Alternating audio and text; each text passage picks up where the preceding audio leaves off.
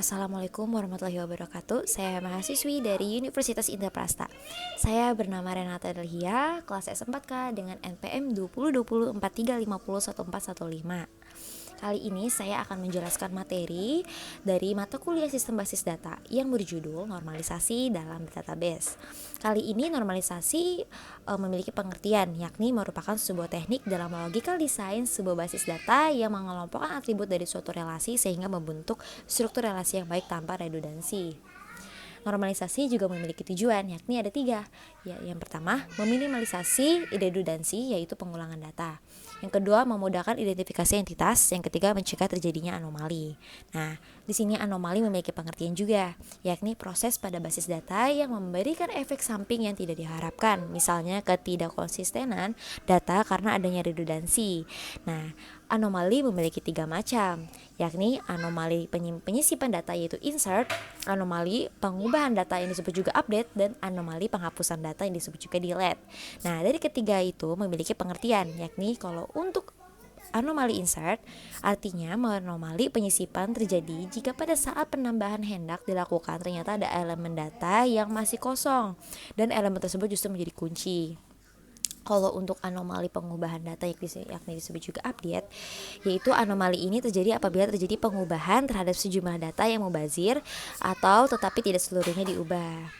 Nah, untuk anomali penghapusan data yang disebut juga delete, yaitu anomali penghapusan terjadi sekiranya sesuatu baris atau tuple yang tak terpakai dihapus dan sebagai akibatnya terdapat data yang lain akan hilang.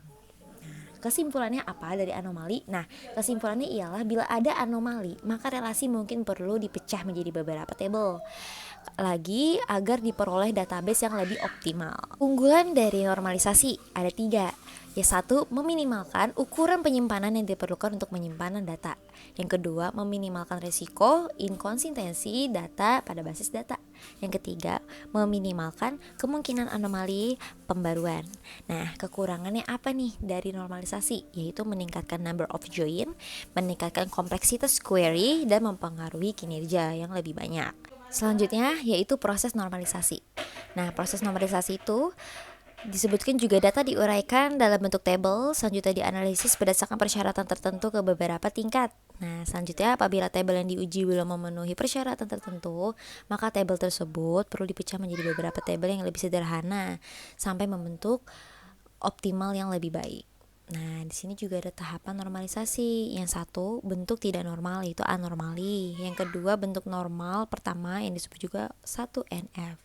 Yang ketiga, bentuk normal kedua yang disebut juga 2NF. Yang keempat, juga ada bentuk normal ketiga yang disebut juga 3NF. Nah, yang kelima juga ada bentuk normal Boyce Code, itu juga disebut juga BCNF. Yang keenam juga bentuk normal keempat, yaitu 4INF. Dan yang ketujuh juga ada bentuk normal kelima, 5INF. Nah, dari 7 itu memiliki pengertian, yakni kalau untuk bentuk tidak normal yang disebut juga unnormalized merupakan sebuah kumpulan data yang direkam tidak ada keharusan dengan mengikuti suatu format tertentu.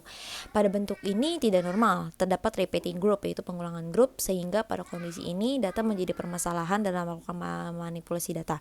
Nah, manipulasi data itu apa sih disebut? Juga itu disebut insert, update, dan delete, atau bisa disebut juga anomali. Nah, kalau yang kedua yaitu INF. INF juga yang kedua itu untuk normal pertama. INF mensyaratkan beberapa kondisi dalam sebuah database. Berikut adalah fungsi dari bentuk normal pertama ini. 1, menghilangkan duplikasi kolom dari tabel yang sama. Yang kedua, buat tabel terpisah untuk masing-masing kelompok data terkait dan mengidentifikasi setiap baris dengan kelompok yang unik yang disebut juga primary key. Dan yang ketiga yaitu bentuk normal kedua. Nah, syarat untuk normalisasi bentuk kedua ini adalah data telah dibentuk dalam 1INF. Kemudian untuk normalisasi 2INF ini memiliki beberapa fungsi, yakni menghapus beberapa subset data yang ada pada tabel dan menempatkan mereka pada tabel yang berpisah. Dan yang kedua, menciptakan hubungan antara tabel baru dan tabel lama dengan menciptakan foreign key. Yang ketiga, tidak ada atribut dalam tabel yang secara fungsional bergantung pada candidate key pada tabel tersebut. Di sini juga ada pengertian dari tabel. Di sini juga ada pengertian dari pada 3NF. Nah, 3NF ini juga tidak diperkenankan adanya partial transitive dependency dalam sebuah tabel.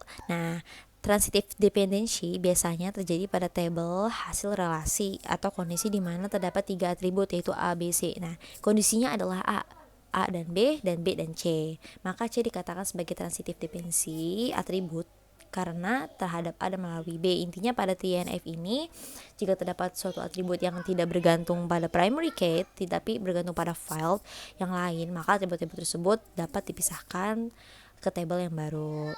Selanjutnya yaitu merupakan sebuah teknik normalisasi database yang disebut juga 3,5NF yang memiliki hubungan yang sangat erat dengan bentuk 3NF. Pada dasarnya adalah untuk menghandle anomali yang overlapping yang tidak dapat dihandle dalam bentuk 3NF. Normalisasi database bentuk ini tergantung dari kasus yang disediakan dan tidak semua tabel wajib dinormalisasi dalam bentuk BCNF. Nah, untuk tabel ini yang disebut juga bentuk normal Boy's Code harus memenuhi 2 kondisi, yaitu tabel harus dalam bentuk normal ketiga dan untuk ketergantungan apapun A ke B dan A harus menjadi super K. Poin kedua terdengar agak rumit kan, karena dengan kata sederhana ini bukan berarti bahwa untuk ketergantungan A sama B tidak dapat menjadi atribut non prima, tetapi jika B adalah atribut utama. Nah, kesimpulannya ialah normalisasi dimulai dari tahap tidak normal yang disebut juga unnormalized. Nah, bentuk normal pertama ialah 1 in F dan bentuk normal yang kedua disebut juga 2 in F dan seterusnya sampai didapatkan struktur table yang normal. Dan disebut juga normalisasi dapat berfungsi untuk meminimalisir redundansi data dan mencegah anomali. Hal ini sama pentingnya ketika Anda meminimalisir kesalahan dalam mengelola keuangan perusahaan Anda. Itu aja yang saya sampaikan untuk materi sistem basis data yang berjudul normalisasi. Mohon maaf jika ada salah dalam omongan dan pengejaan dengan materi-materi yang saya telah memberitahu kepada Anda. Wassalamualaikum warahmatullahi wabarakatuh.